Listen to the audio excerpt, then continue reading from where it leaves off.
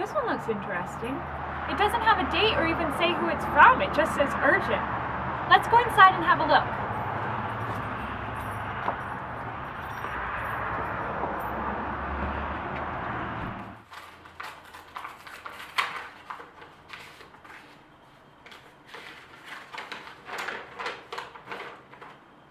Sheffield History Sleuth. I'm writing to you in need of your advice. I have come to the point of my life where I need to choose a career, but I'm not sure what to do. My father is a carpenter, and he says that he will teach me to build things too if that's what I want to do. However, I have always dreamed of becoming a doctor. Do you think that I could actually do that? If so, how do I go about starting that kind of career?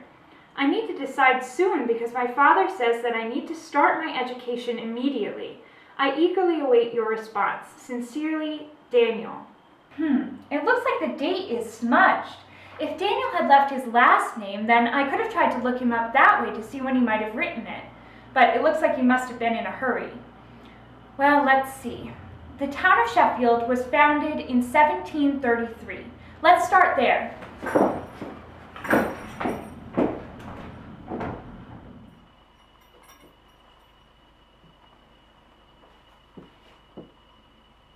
Oh, here's a book on early life in Sheffield.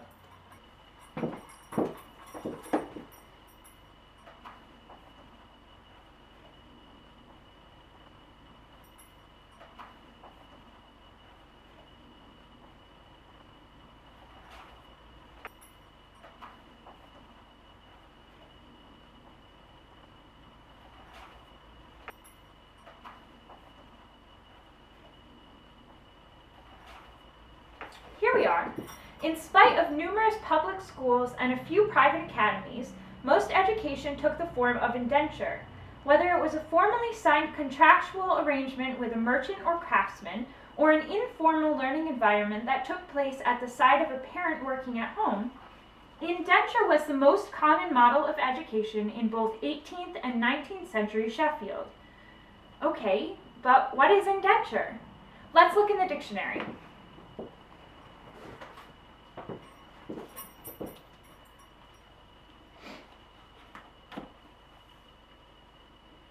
Indenture.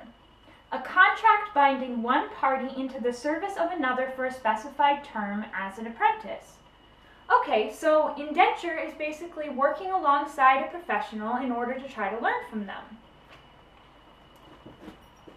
This book even tells about a man who was interested in learning medicine, worked and lived alongside a doctor, and became a doctor himself after only 5 months.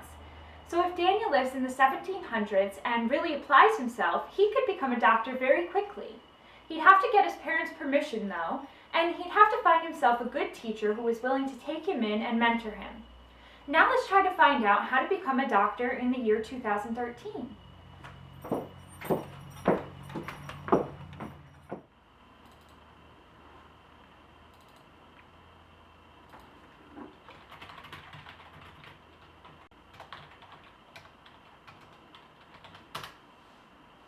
'21st century research is so much faster. Let's see.